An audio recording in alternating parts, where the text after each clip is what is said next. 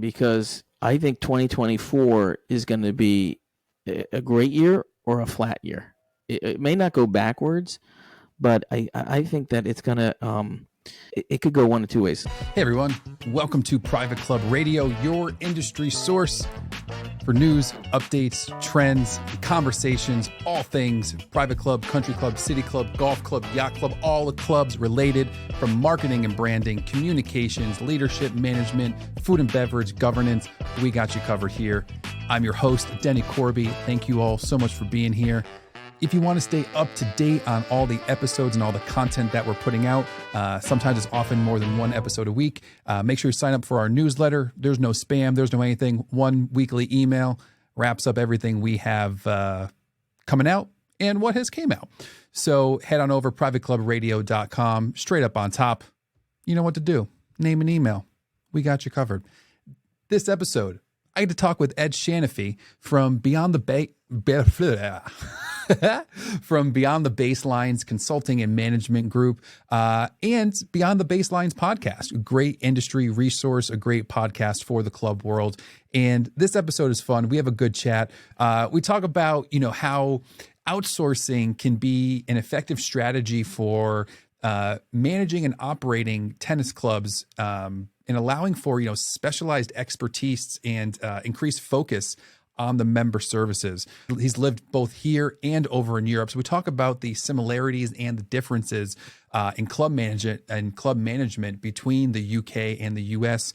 We chat about, the processes and how to build a strong team, and the challenges of building and finding that team and those people and making sure that we get the right people in the right roles as we progress and move forward in our clubs. And if you want to know who he would have a friendly match with if he had the chance, I asked him if he can have one tennis match. That's his thing, tennis. If he can have one tennis match with anybody, who would it be? Listen to the end. You will find out. So welcome to Private Club Radio. Glad you're all here. So let's welcome Ed Shanaphy. Great. Well, feel free to talk. I mean, I'm here forever, as long as you need me. Yeah, but this isn't about me. It's about you. So I was just, you're not interviewing me right now. It's me interviewing you. Not. This is unusual for me to be interviewed. So I'm usually the interviewee, or the interviewer, and now I'm the interviewee. So I can't even get the words right.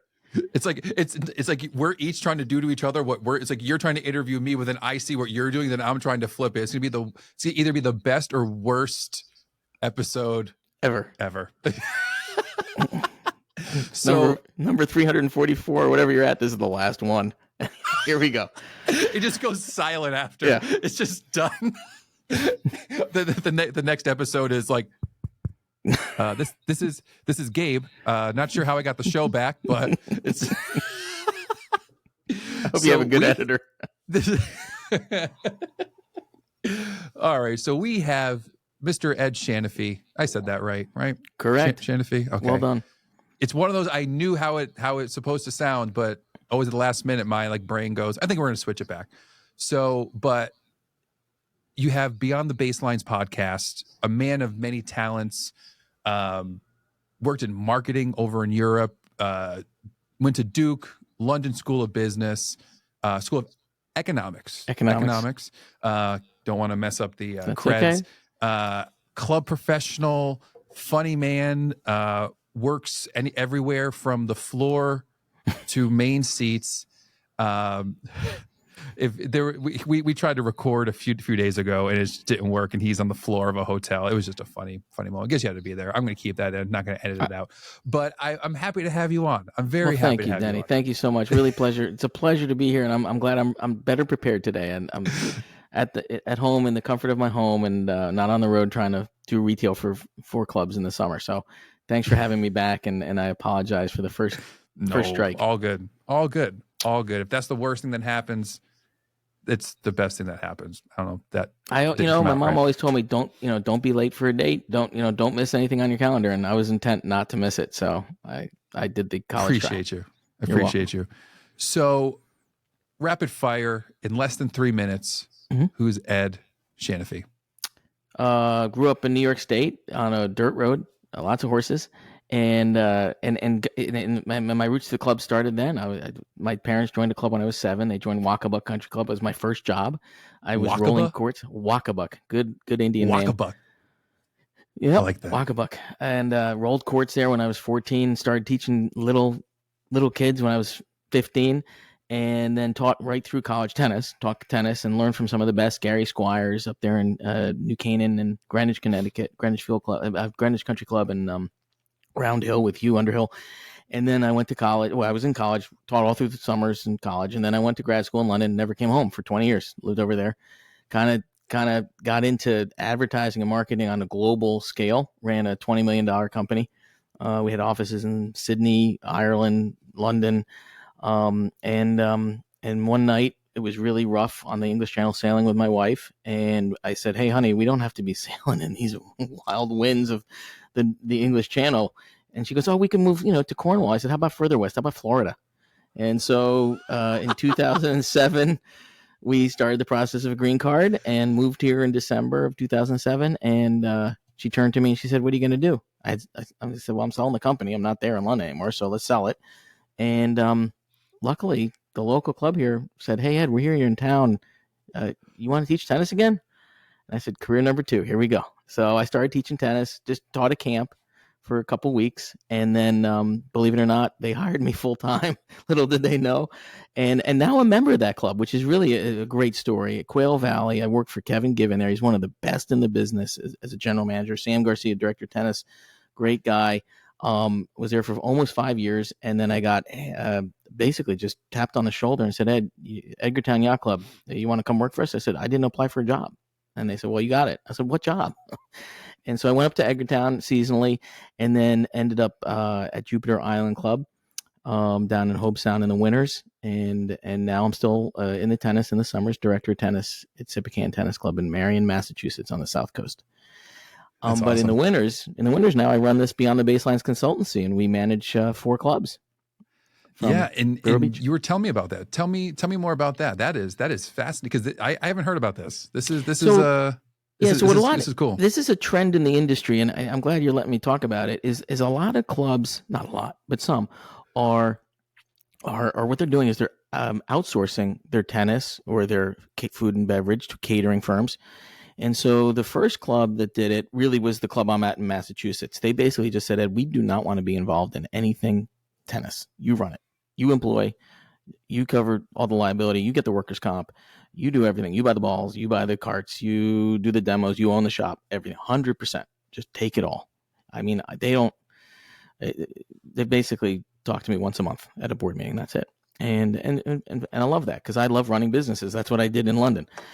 And so then one of those members said, "Hey, Ed, you could really help out at this club in Princeton I'm a member at." And I said, "Oh God, what am I going to do down there?" Like, "You could run it." So I went down and I consulted with that club. It's called Pretty Brook Tennis Club. It's in Princeton. Beautiful club. 5 outdoor courts, 1 indoor, 2 squash, 2 paddle. And they outsource everything. They outsource their food and beverage to a catering firm. It's a smaller old original tennis club. And so as I'm consulting with them, their GM resigns, and they said, "Ed, do you want to be the GM?" I was like, ugh. So I became the GM. I went back and forth from Florida to New Jersey for like 4 months, ran the search for their new GM. Unfortunately, that GM didn't work out. The second one did, but they kept me on as the rackets director. And so my company, all the rackets instructors are our employees. We carry all the insurances, all the liability. We do all the programming, do all the reconciling, and they just enjoy the club. And so the board there is smart. They don't really have to get into the day to day, which is kind of nice. I'm having a meeting with them later this month and just update them. Our head pro's got a back problem, so we've had to make changes, and that's where like outsourcing is great. "Hey, Ed, we need another pro. Our pro's hurt." So fortunately we had a full-time pro there for the first time this winter as an assistant. So we had 2 on duty, and we've gone to surrounding clubs and brought in a paddle pro from a surrounding club, and just and made that work for the winter. And knockwood, our head pro will be back for April. But then again, now I've just got another couple clubs coming saying they want the same thing, a couple of HOAs. So what we do is we manage these clubs remotely. We put in we call it a lead pro or a head pro, or a director, but they all are employees of our company beyond the baselines. They're not employees of the I club. love that. Outsourcing, I think a lot of people sometimes see it as a negative thing, but outsourcing when done properly is phenomenal. And it can really, and it sounds like you have a great board who doesn't want to be too involved, so they just want to make sure things are running. It's the same thing with that. We all just want everything's running normal. People are happy, healthy, taken care of. No one's messing up, and if they do, it's taken care of. Well, This is hopefully it's awesome. taken care of. That's my job. But, Yeah. I mean, the boards do want to be involved. They want to, but they don't have to be involved in the minutiae. They don't have to go get the workers' comp. They don't have to get, good prices for cases of tennis balls. They don't have to. The biggest one is the hiring, and that's the Oh my goodness. specialty is the networking for hiring is really where it's at. Like trying to find these positions and saying, hey, I've got a spot for you for 9 months, but then I'm going to shift you over to Colorado for 3 kind of thing. So it does work when somebody goes down, and unfortunately people get hurt in this business or get sick or move or have families, changes happen, and that's our responsibility. Now, flipping it a little bit, you've had tremendous. You've worked everywhere. Overseas, UK, and here, both with like a ton of experience. What has been, I would say, probably maybe we'll start with key differences of management and member expectations, maybe for UK versus US, or maybe just talk about that difference. And I think because I'm just a little hyped now too, because I had on John McCormick from Club Benchmarking over in Europe. So I was just talking with him. So I'm fired up with some UK spirit now. So take it away. UK is a little different. I don't think they're quite as, it sounds crazy, I don't think they're quite as formal as we are at the club level. Really? Yeah, I mean, some are. I mean, as I mentioned earlier when I was lying on the floor in the hotel, my wife and I got married at the Royal Automobile Club. We were members there, and that's what separates, I think, me from a lot of people. Is I'm a member of 12 clubs, and that club is formal, right? It is very formal. But the tennis clubs over there, a lot of them, John Lloyd's are corporate, and they're not as member centric, maybe I should say, as they could be. Americans, I have to say, we are really good, and we pride ourselves on customer, or in this case, member service. Mm-hmm. And I think the British are catching us. The English, British, Welsh, Irish. I got to be careful. Scottish. My wife's English, so but they're catching us. But I don't think they have. For example, you take St. Andrews, right? The epitome of golf, right? The home of golf. And it's quasi public. I mean, you can go there and play, right? You can't play at the country club here in Boston. No, you can't do that. You need to know somebody. So it's different there. I mean, there are clubs over there that are really member centric, but in a lot of them are in London, the eating clubs, Home House, Soho House. Those are, you get stopped at the door. You can't just walk in and have dinner. Can't use a tennis court or whatever. But a lot of them are corporate or quasi public. And a lot of that has to go back to, we're going to go all the way back to how England and Britain was founded, with duchies and leaseholds and freeholds. And so a lot of those leases of those clubs are leased from the royal family or duke or duchess. And those leases, like the one at Blackheath, required you to have certain numbers of members, certainly be open to public at times, things like that are in those original leaseholds, which go on for thousands of years. So there is some overarching differences between the two countries. What similarities when it comes to similarities? Let's see.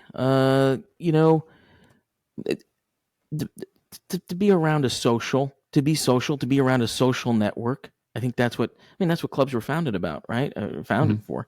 The Queen's Club there in London with the grass, which is the week up to Wimbledon.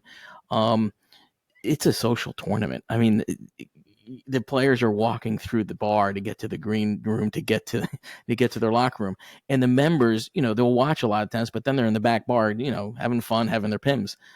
So it's a social gathering, and that's what the club in both countries is about. It's about being social and networking and meeting people. And here in America, I think maybe more so than England, it's now becoming more familial. It's becoming a family event. It used to be men would go and play golf at 7 a.m. and come home at 3 p.m. And that's not happening anymore. 3 a.m. Yeah. Well, some. But I think here in the States, it's becoming very family oriented. Clubs are reaching out, especially since COVID. And I think they're going to have to keep doing that going into 2024 is reaching out to the families and getting the entire family there. Yacht clubs are getting, family sailing. Tennis clubs are getting, family cardio tennis. Golf clubs are doing a lot of family events, fireworks on the 4th. Every club is trying to do things like that. So, bounce houses on the 4th, rather just for the families, just for the couples, but the families involved too. I think that's different. Britain's not as family oriented as we are yet. With your background and experience from the tennis and then also from, direct marketing, e-commerce, when it comes to clubs and club management and the members, what strategies would you say from your point of view are most effective in growing the club memberships and retaining members at clubs? Because you have a very unique point of view and have different access points. So I want to hear your thoughts on that. Well, first thing is any department head or any manager, GM or membership chair has to write.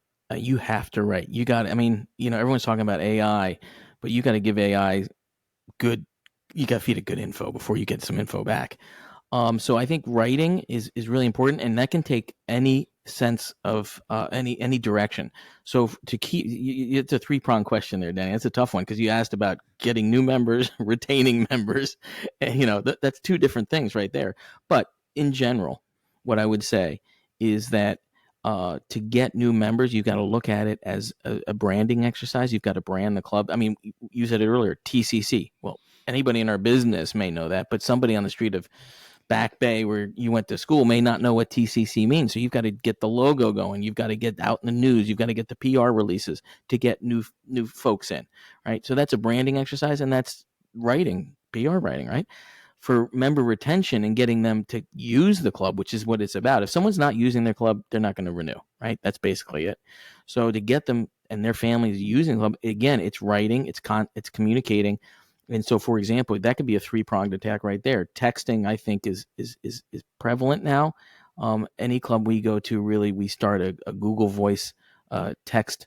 Sean's probably going to kill me from members first, but we use the Google to text the members. So we'll set, don't tell them, but we'll set up a Google account and load all the members' phone numbers in there, and then we can group text like crazy, right? And members hate group text, but man, they work because in marketing they say 8 times before someone acts, right? They have to see it 8 times. Well, if 8 people text on one group text, they just saw it 8 times. Yeah, there we go. But texting, in this day of age of fast communication, email is great. I don't think it's as strong as it once was. But and a lot of times the templates are very staid for member marketing or member communication. So I like to change I get my hand slapped by those clubs that outsource my business. We change the template. What do you do? You changing the template? You got to keep it fresh. Let's get some pictures in there. Yeah, come on. You can't mess with our green and white template. Yeah. What's your click rate? People are going to notice. Yeah. What's your open rate? What's your click rate? Let's look at that. So the writing is so important. And so I'm trying to answer your 3-pronged question there in 3 minutes.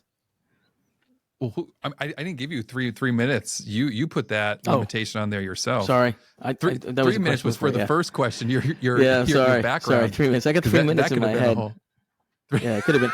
So I think it's really important. Writing is important, and how many times you're in front of them.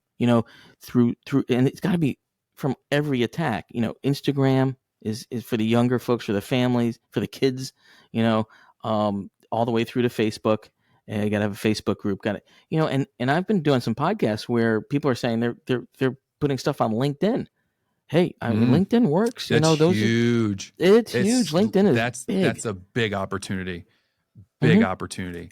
And it's a different approach, because to me, it's you're not going after like that LinkedIn approach is about finding and getting in front of the professional who's in your area, who would want to be a member of the club. Like, it's a very specific like game for that. But I think but there's a big opportunity on LinkedIn for people to get members in their clubs.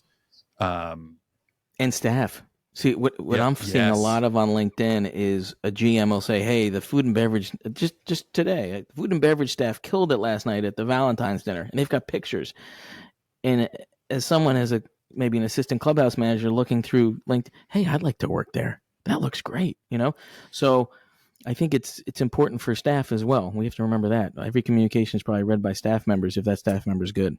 And to make Sean happy, so we don't get criticized. Yeah. He and I were just talking, and speaking of we were talking about TCC, because it came up in conversation with somebody else. Somebody reached out to us here at Private Club Radio for some help on some things, but we brought up TCC because for how private they are, they have a fantastic website that gets their brand across. And so we were talking about their foundation page. So it talks all about their foundation and giving back to the local community. But then on the back end, there's more that they give and more that they do, but you don't see it from the front. You have to be a member to see that from behind. And then if you go to their careers page, they have a whole, it's all on brand about their careers and their people. And I believe it was them. They also have a private Instagram page just for their staff. So just for staff of TCC, they have their own private little Instagram page. Just, they could shout out, do whatever, so it's this nice little closed community that they can be a part of. They can highlight certain staff members and certain things that, might not be relevant to do to like the main pages and stuff, but for their little, community of staff. Right. I wouldn't put it past them. I mean, they've got it's called the Squirrel Squad. That's what they call their workforce, right? Yeah. The Squirrel Squad. And they just went through a director of tennis change. They went through the process very quickly because there was a bunch of director changes in Boston, and I think their members were worried that they were going to get caught out. And they moved fast and they communicated quickly to those candidates. But I have to say they are really good. TCC. I went there, and here's a good point of where you have to communicate. They hosted the U.S. Open in 2022? Was it? Yep. Yeah, 2022. They had to change the whole course. They went back to, they have, I don't know, I think they have 27 holes of golf. They moved the golf course around in such a way that it required them to close the course. Their members knew that because they said, "Ed, we're going to book tons of tennis lessons down on the South Coast because our club is closed." So they communicated that early. They put it through, every which way they could, through social media, through email, through texting. But those members knew, and they made their summer different because of the U.S. Open at the TCC. And then, even weirdly enough, I was talking with Jackie from TCC last week, just talking about some stuff randomly, and like some of that came up, and we were chit chatting, and I want to get her on to talk about that experience of what it's like bringing that giant event. She was saying like 20-hour days. She lived at the club for 2 weeks. Just ridiculous things. Yeah, I've had Colin Burns on the podcast, and I mean the work they do for the U.S. Opens are unbelievable. I mean. And then membership has to be so giving because it takes over your club for basically a year. It was the, hold on, let me find it. It was, I was at the Championship Club Conference that NCA put on last year.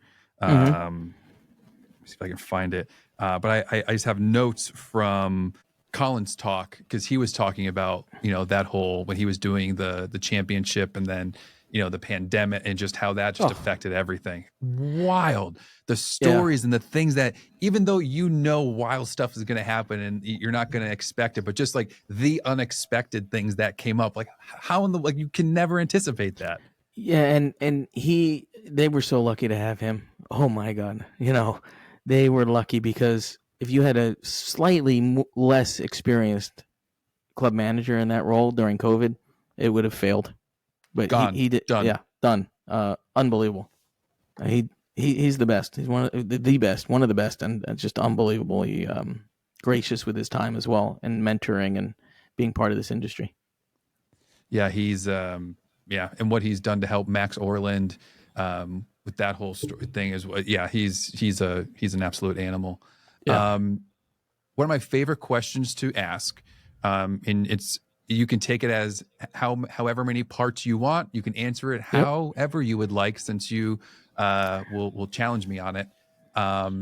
From you're very unique. You have a ton of different positions. You lived all over the world. In 2024, how are you managing, balancing tradition and innovation? Yeah, that's a great question because I think 2024 is going to be a great year or a flat year. It may not go backwards, but I think that it's going to it could go one of two ways. So last year to me was a flat year, 2023, because people got to get the travel bug. They went out of the country, they went and saw families, they had weddings that they had to catch up with after COVID. They had memorial services, unfortunately, they had to catch up with. This year, either we are going to, as an industry, engage our members again and bring them back even better, or we're going to lose an opportunity. So I started the year saying, how are we going to innovate? And that's basically what you're asking me. And for me personally, I'm looking for two things. One is with staffing, I'm looking for the elder states person being assisted by kind of a crazy, wild, younger generational type person. And what I'm trying to do is mix it. So if you have, and it sounds nuts, but if you have someone that's stayed and reserved and mature, they'll get the paperwork done and the administration done, and they'll put the hours in. But they're also going to mentor that younger person to better understand that we're in the hospitality business. Part of the problem I'm seeing, and that's one of the biggest challenge for 2024 is COVID gave us 3 years off. And you and I know we're old enough to remember what it was like to work. But 18 to 21-year-olds, they got out of college, and I'm not blaming them, but they haven't seen it. Hey, I want to work remotely. Well, we never had that option, right? Growing up, I couldn't work at home, so there's a balancing act, and you've got to have somebody who's mature mentoring to understand that balancing act and yet keep the productivity high and the hospitality fantastic. Because some of the generational people coming in are saying, hey, why do I have to serve somebody at the TCC? Or why do I don't, these people just come in with their families and they play tennis. Why do I have to be so good? Look, this is our business. If it's not right for you, try another business, right? So that mentor position, but at the same time, you don't want to hold people back. And the young people have so much energy and so much passion and so much enthusiasm and different ideas. And that's where we can, as a kind of melding that, what I'm doing is trying to look at it from staffing, right? I'm also looking at it from programming. We've got a lot of new ideas out there, and we've got to try them. We've got to test them. You can't do them all in 1 year, but you can do them a lot. You can do a lot. You can try a lot of different things. So, for example, I'm just trying up at different places, like I forget the word I'm trying to think of. Triathlon. Like, let's put golf, let's put tennis, and let's put swimming. One competition, one day, 30 families, right? You choose the swimmer, you choose the player, you choose the golf swinger, right? Right. Who's gonna run the relay? Dad or little Mikey? So, things like that. Funny, right? You got to choose who, right? So you're going to have, so it's kind of like what I took that from UTR, because Universal Tennis Rating, I don't know, a lot of people don't know UTR, but it's not new now. It's like 45 years old, but it rates everybody globally, right? So my daughter, who's a aspiring Division I tennis athlete, she's a UTR of a 5, say. She's just below a 5, right? But she goes to a tournament and there's a 5 there, but that 5 isn't going to be in her age group. That 5 could be a 40-year-old gent. So she's playing a 40-year-old who's also rated the same as she is. So, for example, if I go to a UTR tournament, I'm going to end up playing like a 17-year-old high school kid who's like a 7. So, unfortunately, I can still beat my daughter, but it's not for many days left. But it's those are the things I'm trying to think of. Is how do you get the whole family involved? How do you innovate, and how do you get the staff to be on board, mature and immature and bring them together. Wise, not experienced, bring them together. Interesting. You're looking, Have you Benny, like, yeah, go ahead. No, no, no. I'm trying to see where I want to go with it now. So, do you have what's the so now what you're bringing? You want to bring in these, I guess, bring together generational connections with the from two different employees, so to speak. Mm-hmm. Have you started doing that? And what's been the Yeah. I don't want to say So the return, but what's been the outcome? So the outcome's been great, and so far, I mean, we only run 4 or 5 clubs, so I Yeah. don't have a huge universe to test. Um, but I've done it up at Marion in the summer. I mean, I guess I'm the wise and old, experienced mentor. And I didn't have when I first started there. I used to have a second wise mentor.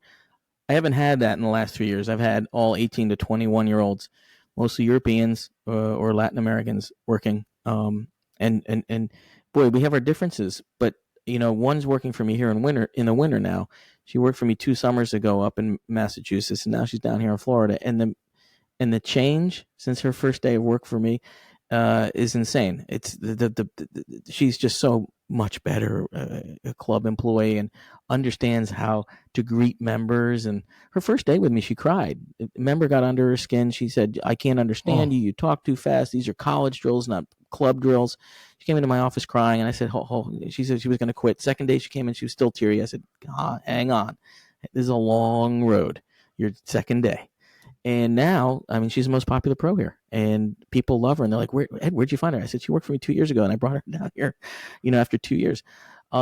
But yes, I think it has worked. In New Jersey, I have a pro there. The lead pro has been there for, I don't know, 14 years. I inherited him. He's a fantastic guy, does a great job, and we've slowly been bringing in full time assistants for him. And they're going. So his assistant from the last 2 years is a wonderful woman who's Russian and is over here on a master's. She's now going to one of the best clubs in the country, Hyannisport, with Spencer. So she's learned her trade under Corey, under me. And she was up till 4 in the morning the first year going to the U.S. Open. I'm like, you can't do that. You got to be 100% the next day, kind of thing. And I don't know if she'll go to the U.S. Open this year or the Labor Cup or wherever it may be. But she's at one of the best clubs, and I'm really proud of her and happy for her. So I think it has worked. And what I'm doing out west is I'm just trying to put that team together now, and I'm trying to figure out, do I put a young whippersnapper? How do I handle him with what kind of person, and then a more mature pickleball pro. So those are the fun ways of trying to figure out how you're going to make that program stand out and how you're going to service the members best. no, but I like that a lot too, because you have that ability and flexibility of having these clients, these clubs. You can play and work that. Whereas if a club sometimes might not just have their own they don't have that flexibility or that ability to make as many changes or see what's working and what's not. But you have the ability with your 4, 5, 6 clubs and growing. Mm-hmm. Mm-hmm. You can have fun with that and track that a lot better. If you can have a friendly tennis match with any tennis pro in history, dead or alive, who would it be? I don't know. Dead or alive. You know what? I'd have to say I'm a huge McEnroe fan, not just because of the tennis, but what he's done for the sport. And I don't know if you saw his Netflix biographical I've not. documentary.